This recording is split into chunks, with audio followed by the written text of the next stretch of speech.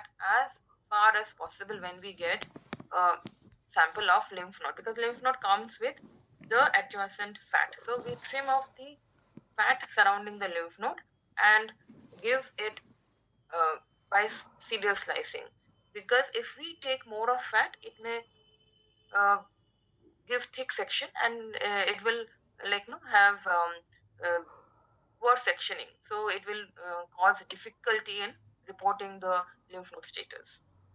Abundant adipose tissue can impact the quality of the frozen section, but nowadays with the new machines, I will show you later, this has been sorted out.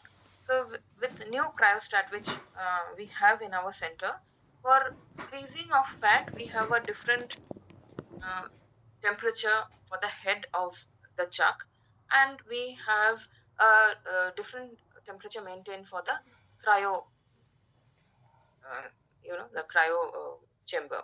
So that way it helps. So modern, this issue has been taken care of in the modern cryostat equipment. This with the new equipments, we can take better sections nowadays. Now, sectioning, I was telling, the frozen section needs expertise, needs experience. So you need to know where the sections has to be taken from, how the sections has to be taken, whether you have to take the entire tissue, or whether you have to orient it vertically, and how, like whether it should be embedded like cyst wall. So this knowledge of taking the section, positioning the section is very important to give the diagnosis, because that will give you proper sections, proper images on microscopy, which aids in the diagnosis. So the orientation of the sections and the taking of the sections, whether it is shaved, it is perpendicular, or it is cyst like, helps in giving better sectioning and helps in the diagnosis. For example, flat structure needs to be oriented on the edge in order to see the margin. Suppose we get peritoneal nodule. So you will get fat, you will get the nodule. So you have to cut across the nodule perpendicularly, and the cutting should be facing you. That means the cutting uh, edge of the tissue which you have cut with the knife should be embedded, should be facing the technician, should be facing while we are embedding it on the frozen section. So that uh, surface we will be able to examine on the microscopy and tell you whether those nodules were metastatic or not. But if we take a shaved, then we will get only the fat part of the peritoneal lining wall. So that will not uh, many a times help us in giving the diagnosis. After that, the tissues are embedded in optimum cutting temperature, mounting media, which is a clear viscous liquid at room temperature, but becomes solid when we freeze it. So these are some of the processes in selection uh, of frozen sectioning process. Now the procedure. When tissues are embedded in optimum cutting temperature, mounting medium, which, as I was telling, is a very clear viscous fluid, then we solidify it at -20. So now this also has different temperature for different tissues. Suppose if it is fat, we need more temperature, and if it is a lymph node, we will need lesser temperature. Like for fat, we will freeze it at -26 to -28 or -29, we can go up to. But if it is lymph node, if it is more cellular, we try to maintain the temperature between -18 to -20. So you have to, institution wise and your equipment wise, the temperature has to be standardized. So as you cut, as you take the sections, depending on the clarity of the sections and how good the sections are coming, you document it and you put it in your SOP. So a tissue can be manipulated and reoriented before fixing, but once it becomes fixed, we cannot move the tissue. So before placing it on the chuck, we have to be very important how we place the tissue on the chuck. So you need experienced technician also who will uh, do as the pathologist tells that this is how you have to orient it. We tell it, tell him, and we stand by the technician and show him, okay, this is how we want the tissue to be embedded. So we don't lose on the diagnostic part of it. Now freezing helps us to make a cryo mold with the application of the freezing media. The OCT is then placed over like on the tissue on the metal platform, and it is left to freeze so that it becomes a solid uh, block, like on when we feel it is very solid, because if it is not solid we will not be able to cut. If it is soft, the tissue may come off from that metal plate. So it has to be properly blocked, properly solidified and blocked on the chucks which are available and procured with the cryostat itself. In general, frozen tissue without this media will adhere to cold metal and cannot be repositioned. It is important to wait until the tissue and this media are completely frozen using either method. You can use a metal weight on it, or you can leave it. It depends on what equipment you are choosing. Incompletely frozen tissue can be very difficult to cut. You may not be able to cut it, and it will separate out from the base. So this faulty procedure will result taking more times. It will cause delay. Now, just to show, this is a sample we received an SLNB. You can see this is a fat tissue which has lymph nodes. So macroscopically, we take the size of it. Then we start palpating for the nodes. We have retrieved two nodes. You can see that we have trimmed all the fat, and this is two lymph nodes which we have retrieved. This is a bigger node which we have cut serially in 2 mm thickness. This is a longer node which we also have sliced in 2 mm thickness so that we do not miss any micrometers. We do 2 mm thickness and cut 9 sections from each of this so that we don't miss any micrometers or any small foci of metastasis for SLNB cases.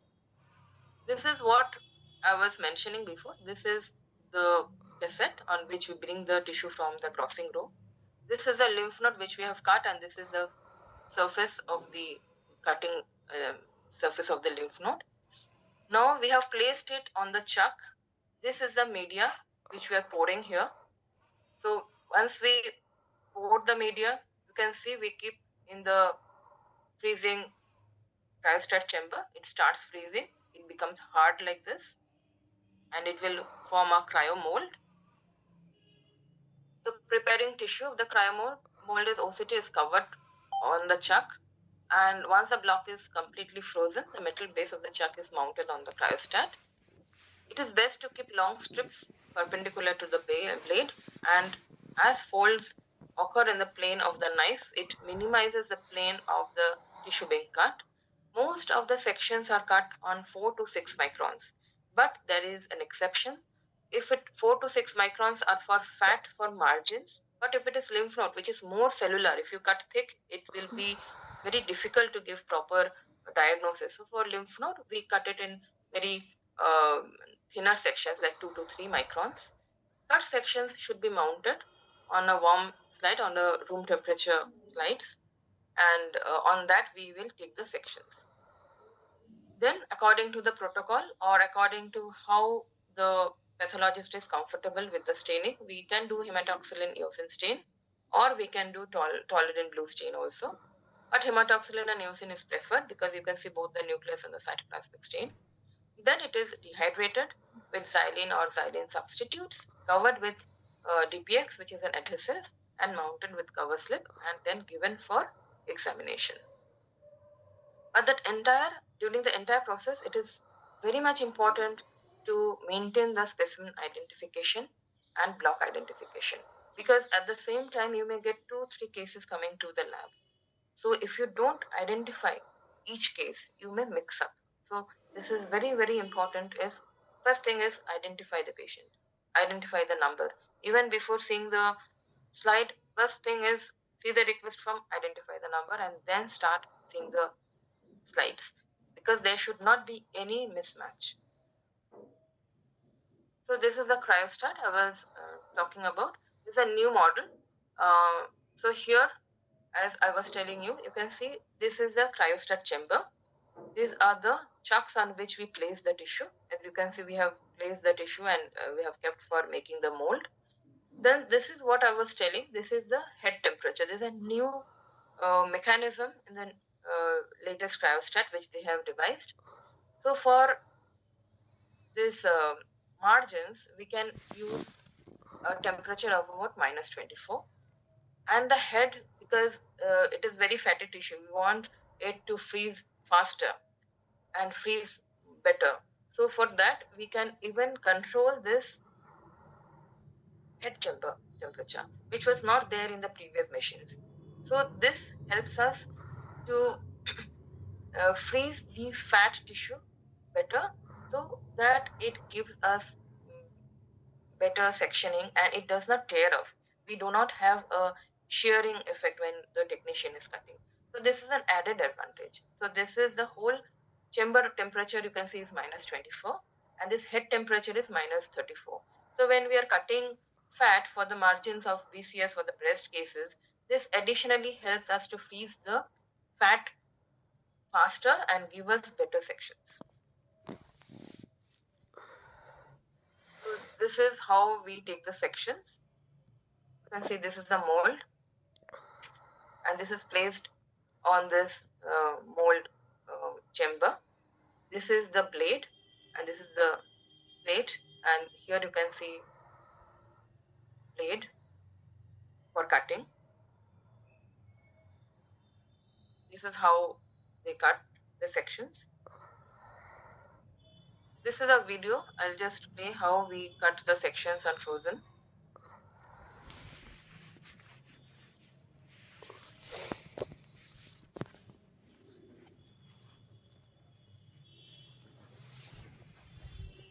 He's putting the medium just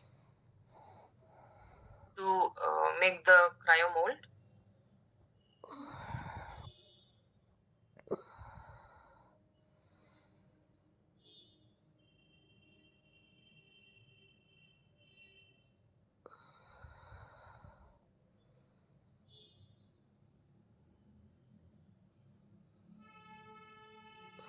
So we wait for the cryo mold to freeze. Once it freezes, it becomes white. We close the chamber cover so that the temperature is maintained and it freezes fast.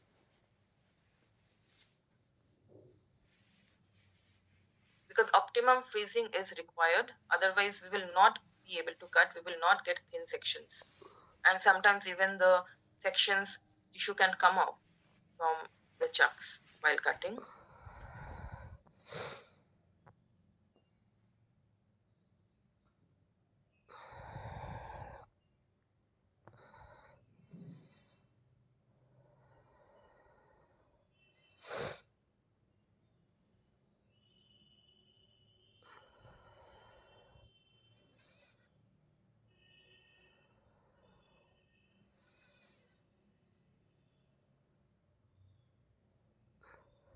So now the chuck is adequately fixed. We are checking for the hardness.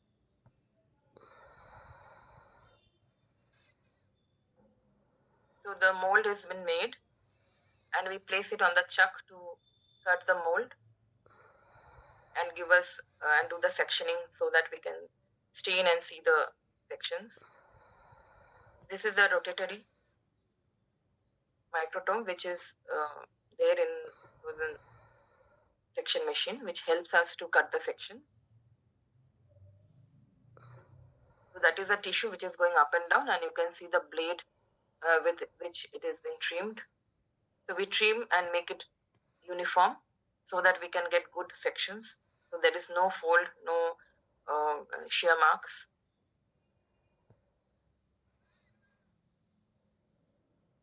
Now he is taking the sections, very thin 2-micron sections, 2 to 3 micron sections.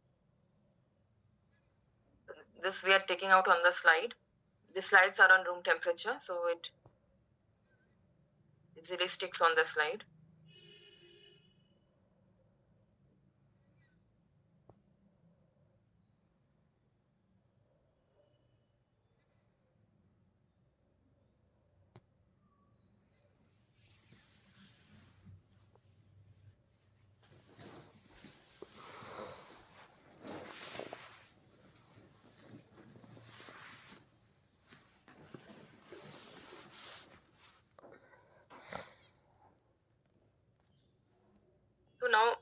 after seeing the procedure, how we do the frozen section, now I just come back to the selection of the tissue. This is a sample of a glossectomy. So this is the gross examination. This you can see the orientation suture placed on the specimen. So here we can see it is little looking this whitish areas are closer to the resection margin, one of the resection margin. So we communicate to the surgeon. On cutting, we can see this is a tumor.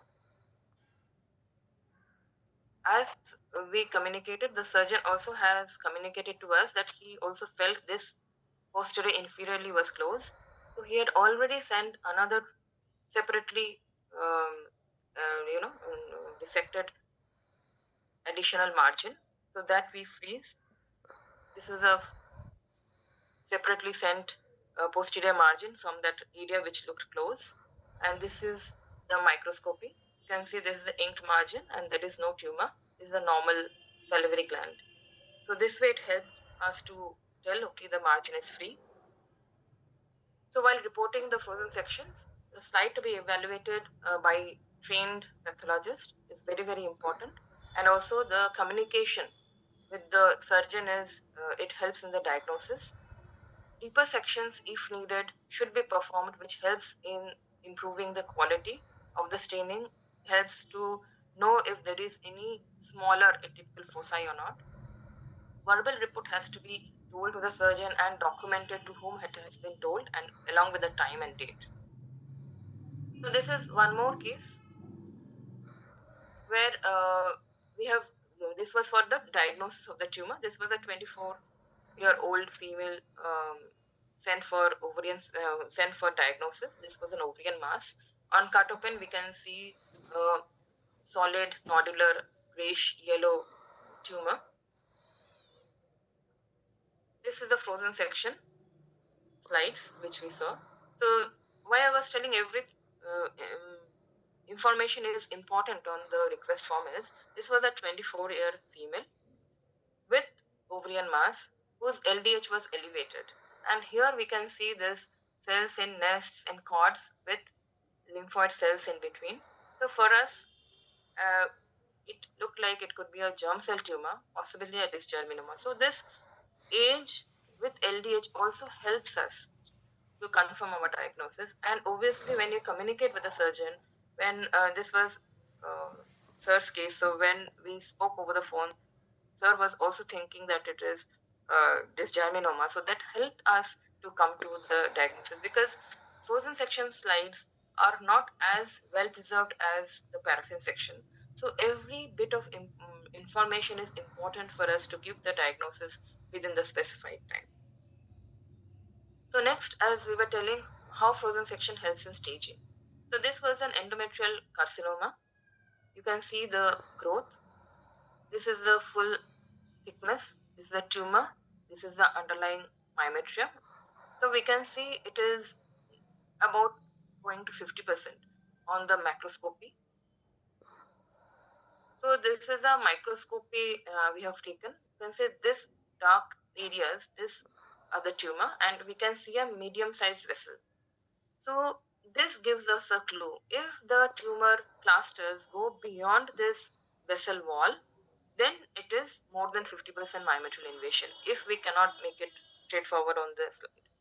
Here it was like just at 50%. So we have communicated that it is about a 50%, but we will take more sections on permanent to see whether it is more than 50% or not. So that way, whether it is a stage 1A or 1B, it will help us to assess and tell the surgeon. The lymph node was negative.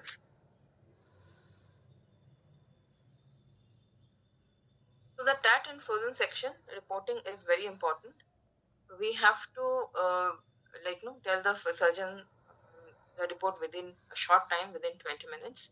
Reporting issues states like we have to tell the identification of the patient, we have to know to whom we are reporting and what time, and also whether if it is not the surgeon whom you usually report to, if you are reporting to a new surgeon, if you're telling a report to someone new, you have to also ask him whether the report you have communicated, what he has heard, like whether it's positive margin or negative margin. For that, you have to be very sure. So the checklist in the item also requires that pathologist always speaks to the surgeon. And as a methodology, the report should be sent and should be acknowledged by the surgical onco team. Now coming to the margins. So as we know, most of the cases nowadays for breast carcinoma are coming as breast conservation surgery specimens, BCS specimens. Doing mastectomy is becoming less and less nowadays because it has seen the prognosis or the result of mastectomy or BCS doesn't change the mode of the treatment, or BCS is giving like the results are same nearly in mastectomy and BCS. But BCS, it helps to preserve the breast tissue. It helps to and the result is same in both. So nowadays it is always you conserve more and more tissue. So BCS is coming into practice in most of the surgical onco team who does breast carcinoma treatment. So here also, first the specimen has to be evaluated grossly on macroscopy. It has to be seen that the orientation sutures are there. Then we describe the gross and the microscopic status of the margins, and then we report the distance of the margins. Now, what is the positive and the negative margin for breast carcinomas? It is told if the ink is on the surgeon's knife, only then it is positive, otherwise it is negative. And suppose there is a thin fascia when there is a pectoralis, when muscle is removed, even that, if you have a thin fascia between the tumor and the muscle, that is adequate for telling it to be negative. So margin assessment is very, very important for BCS on frozen section, and that also helps to know how how the patient will what will be the prognosis in the long run. Because BCS with free margin is one of the best prognosticators for breast carcinomas. Now, positive margin sometimes is wrongly interpreted if there is an LVI on the margin. So LVI on the margin is not considered as a positive margin. So a pathologist should always tell you whether he's seeing in LVI or he's seeing a invasive component. So all these things should be mentioned in the report, should be mentioned while discussing with the surgeon. So this, as I was discussing, this was a shaved margin where we got an LVI, but this is negative. LCIS on the inked margin is also considered negative. So only DCIS and IDC on the margin is considered, on the inked margin is positive. If it is away from the inked margin or it was less than 1 mm on, from the inked margin but not in the inked margin, then also it is considered free. So this is a lumpectomy specimen. You can see this is the orientation suture, long lateral, short superior, and this is the base. So usually we take, for BCS, we take radial margins, that is perpendicular margins to the tumor. This is a tumor. You can see this is a tumor. Here, this is a tumor. And this is the perpendicular margin from the tumor to the inked periphery. We discourage taking the shaved margin because suppose a tumor is very close, because nowadays it is on the inked margin. So while cutting also you can lose about 1 to 2 mm tissue. So falsely you will be telling that a shaved margin is positive. And also on shaved margin we cannot give the distance of the tumor from the margin. So we discourage shaved tumor for BCS. But suppose you get a large lumpectomy where the tumor is very far, more than 5 centimeters or more, then if you want, can give a shaved margin.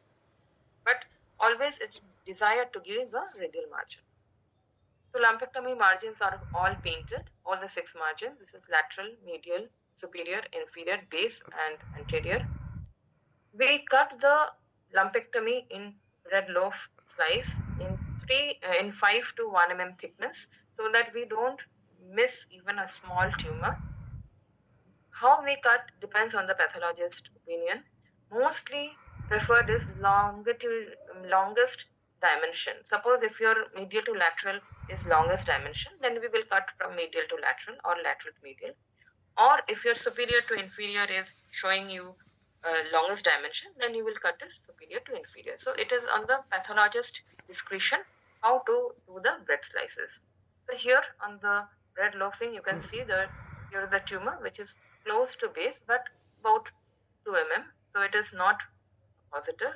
You can say because we are taking, we have done bread loaf of this breast lumpectomy, and these are the orientation sutures. We are giving radial margins. So you can see from the tumor, I can measure the base, I can measure anterior margin.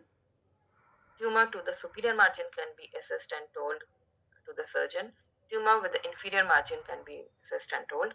Tumor with lateral and tumor from medial. So all the margins can be assessed and correctly told to the surgeon. Here it was close, it was about 2 mm, but because we have given radial margins, so we could tell the surgeon, okay, this is close, but this is about 2 mm. So after that, it is the surgeon's discretion whether he wants to revise or he can let it go, because it is not beyond this ink, so it is negative. So this helps, the radial margin helps us to tell how much close the tumor is from the inked margins. So this is how we go about it. We take all the 6 margins. This is a perpendicular margin, as I was telling you, helps us to determine if the margin is positive or negative, but also importantly, helps us to give the clearance of the tumor from the margin. So here, this is a tumor. This is the lateral margin. This was the same sample on permanent I'm showing you.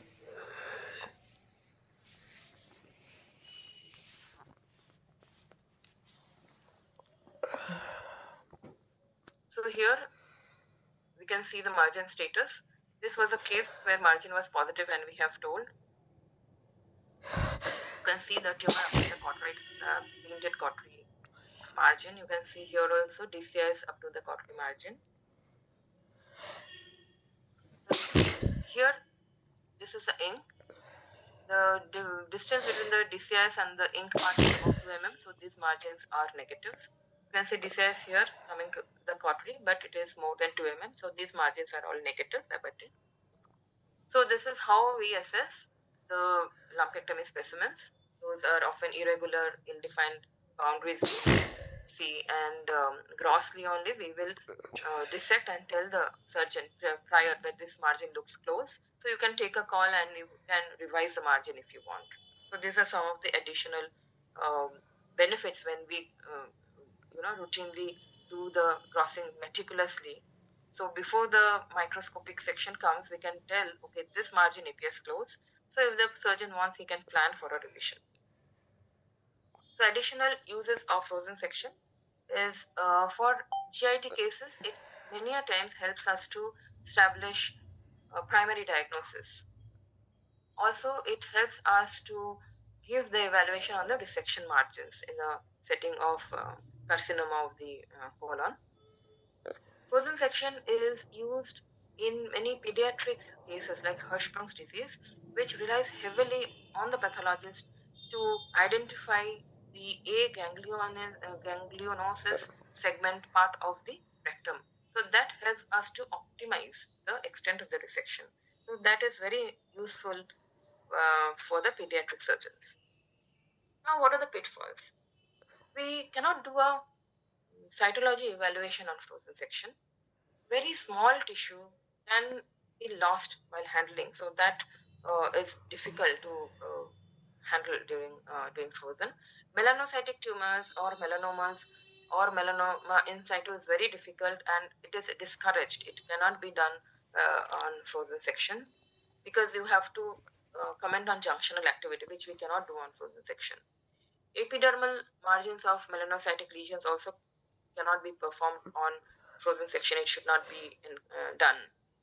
Bone cannot be sectioned on the cryostat because those are hard tissue. So it should be like we cannot do bone bony margins for frozen section.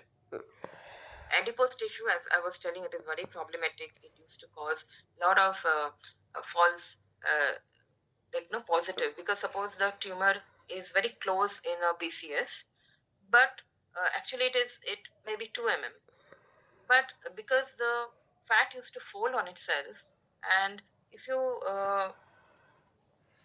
feel the consistency, fat will be soft, the tumor will be hard because of desmoplastic reaction. So what happens, the soft fat tissue used to fold on itself, and it used to give a false positive, because actually there was a 2 mm, but because of shearing, because of folding on itself, the 2 mm was seen as a thin lining, or it could have folded on the tumor itself, or it could have been torn. So falsely you would have told that margin is positive. So that is some of the difficulties, some problematic issues which are seen in frozen section, but that with the new equipments it has been taken care of.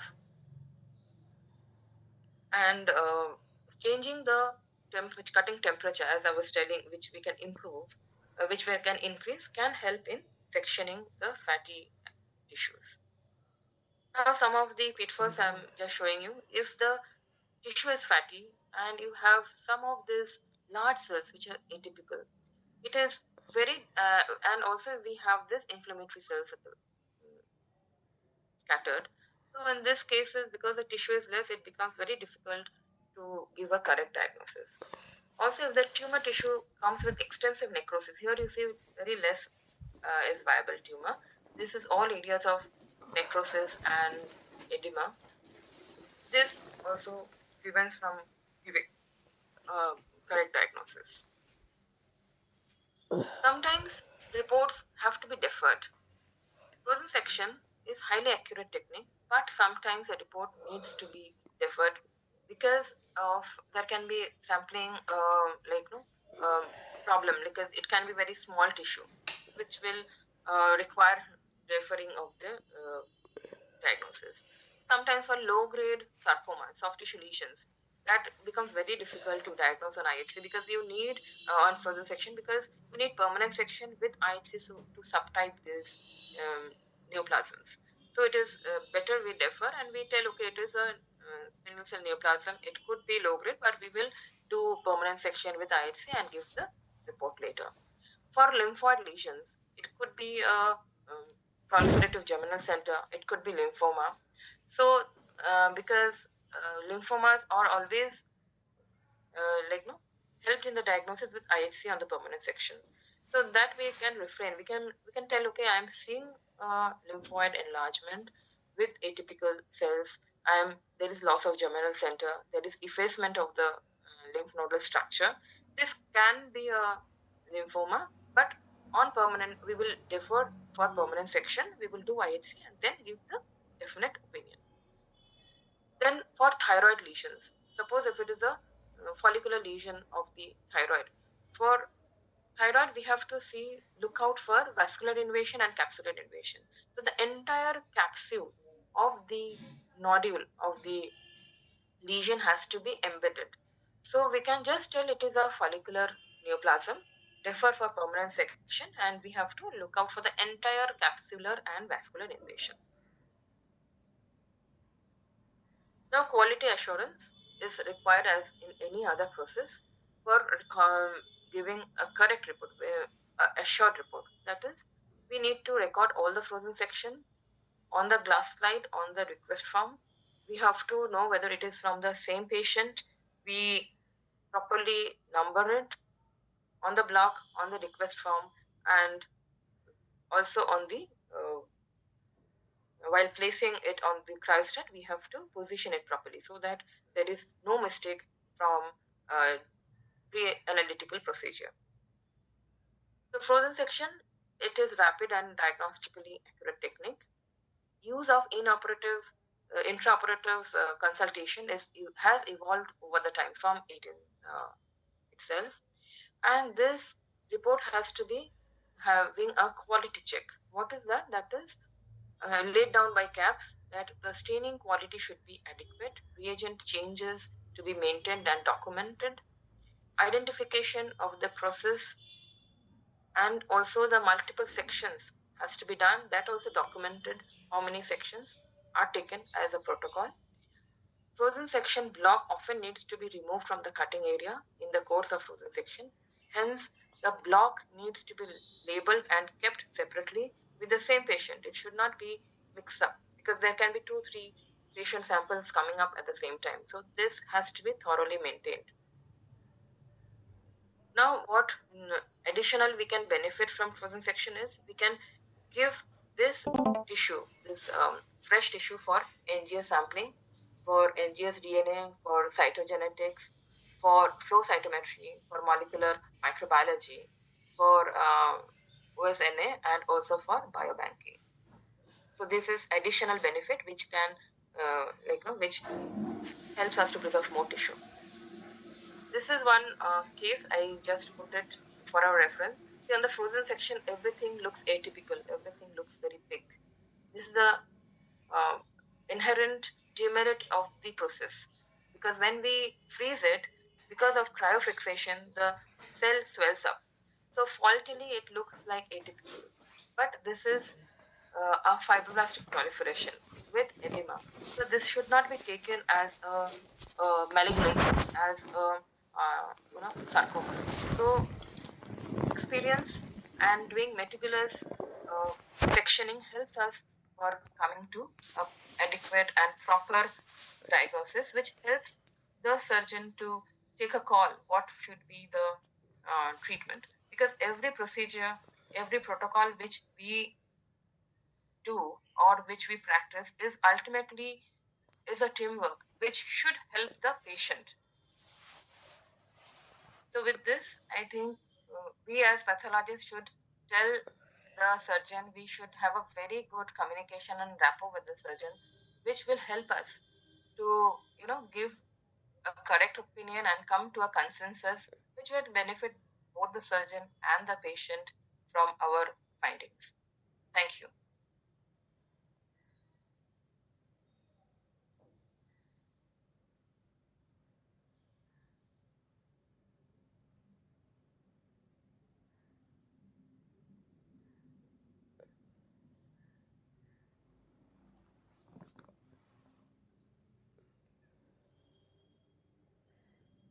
So I can take any questions if it is if there are some questions. Yes, ma'am, in the chat box.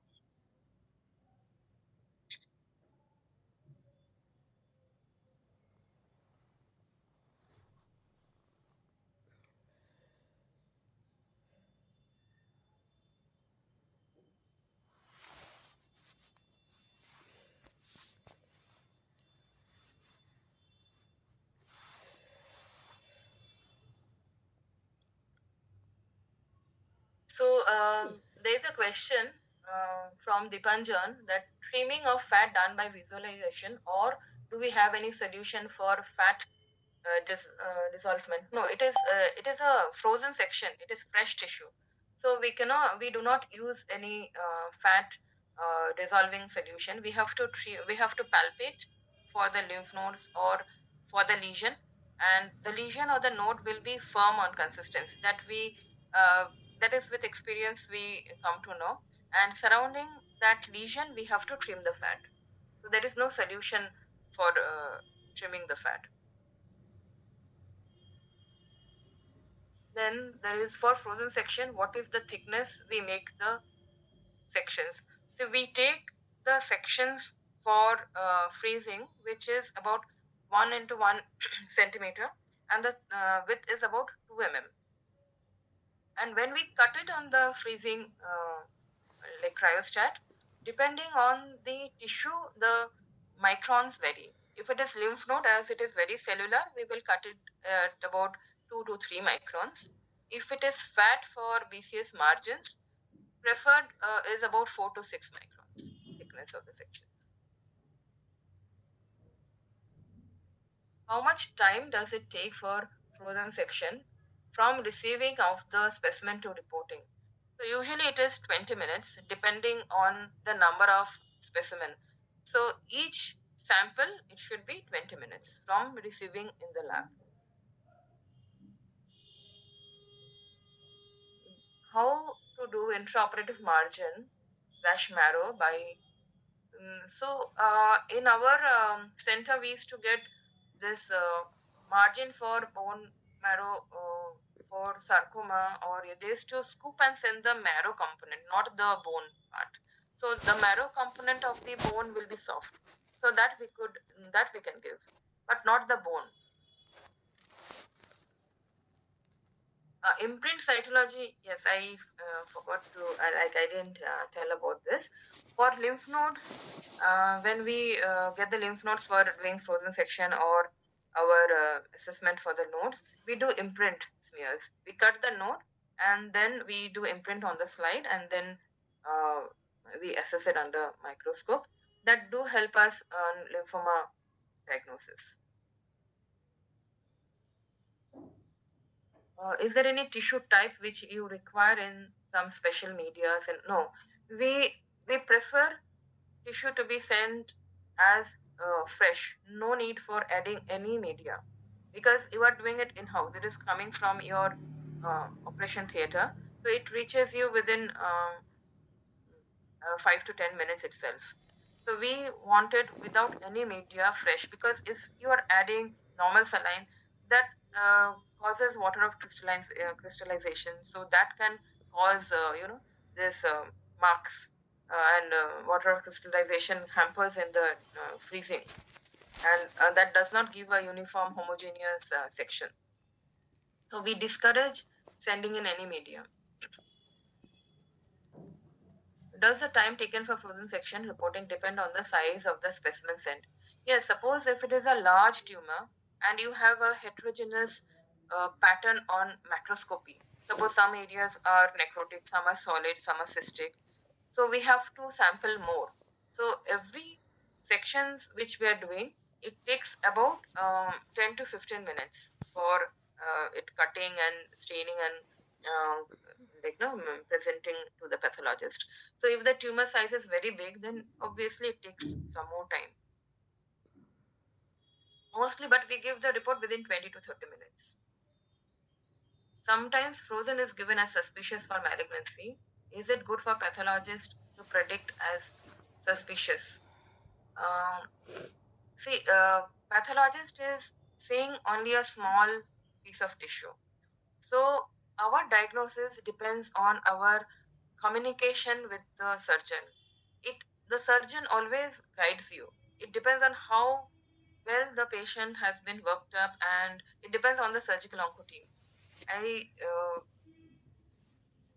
Because we have the privilege of working with one of the best surgeons. So sir always, he is our guiding.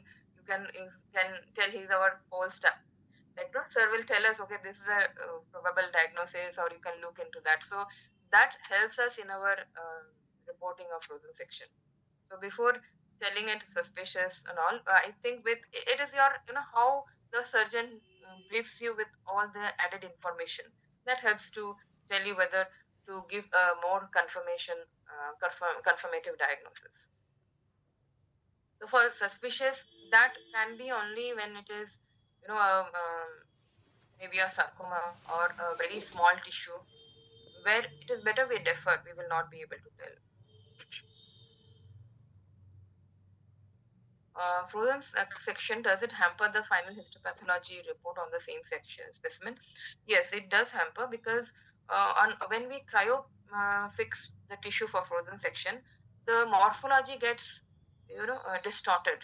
So it really will be difficult on to give the final histopathology report on the frozen section, because many a times when you need to create a tumor for mitosis, then on the same cryopreserved tissue, because the tissue will be little distorted, to count the mitosis will not be possible, maybe may not be accurate. And because it is cryopreserved, we may loss antigenicity also. So even doing an IHC for Ki or P53, which can help to assess the proliferative markers, may not be possible, because we lose antigenicity while we do cryopreserve. So it may become difficult to give a final histopathology report on the same specimen. But if we don't have any more specimen, we have to give on the same, but we have to communicate before releasing the report to the surgeon. Ma'am, not all specimens are assessed by imprint cytology. Yes, only lymph nodes we assess by imprint cytology, not all. Only it is mostly like useful for lymphoma diagnosis. Can be predicted as borderline tumor or malignant tumor of ovary unfrozen. Yes, we routinely do that. Borderline tumor and malignant ovarian tumor can be given on frozen section, uh, definitely, because you have to look out for stromal invasion. So on frozen section, we can opine on whether it is borderline or invasive ovarian carcinoma or not. What is the accuracy of frozen section? See, it always depends on the expertise of the histopathology uh, team or the pathologist, and how much frozen section the pathologist has worked on in the entire, you know, training or entire years of reporting. So in our center, the accuracy of frozen section is very high because we do frozen section daily in most of the surgical onco cases where it is required. So in our it is more than 98 to 99% accuracy. What is a false negative rate of frozen section reporting?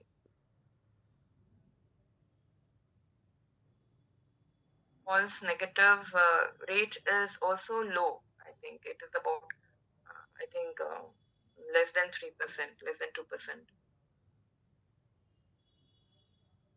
Is there any shrinkage on tissue section on the frozen? No, we don't. It is like we do not use any preservative. No, the tissue does not undergo any cycles of process through formalin or alcohol or acetone. So there is no tissue shrinkage on frozen section. It is just we take the fresh tissue and we cryopreserve. So there is no tissue shrinkage, but there is tissue loss due to cutting the sections.